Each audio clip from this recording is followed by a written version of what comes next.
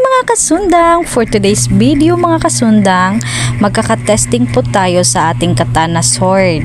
So, yung katana sword po natin mga kasundang, ang details po niyan 20 inches blade length, then kamagong hardwood. Mulyi po ang ating blade mga kasundang. So, ikaka-testing po natin siya sa plastic bottle. Grabe! So, straight lang yun kayo ang pagkat mga kasundang, no? Mao nang timailhan nga hait kaayo.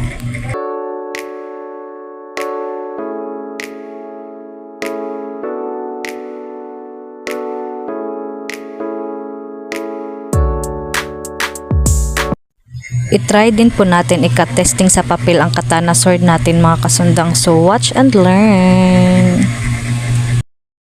Available pa po natin yung mga katana sword natin mga kasundang ha. So, PM mo na lang ako or message nyo na lang po ako mga kasundang if interested ka po magbili ng ating katana sword.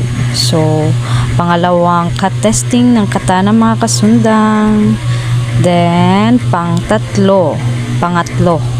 pangatlong cut testing ng ating katana sword. Grabe mga kasundang, bisan og papel cut gid siya, tapos tong mineral bottle gaina cut gihapon. So grabe gid ang pagsubuan ni ato ang muli ang ato ang blade. Tapos kanang sungkod mga kasundang, pang hiking man ata na siya nga tungkod o dulot gihapon ang papel, pwede po na siya pang balbas mga kasundang. So atong mga blade mga kasundang, no, pwede kay na siya pang putol sa mga hardwood tungod kay maayo ang pagsubo. Then mao na atong mga knife, available pa po na atong duha ka knife mga kasundang. So PM nyo na lang po ako sa mga gusto mag-order. Nakita nyo naman po kung gaano ka talas yung mga blade po ng Agusan Bulok Hills mga kasundang.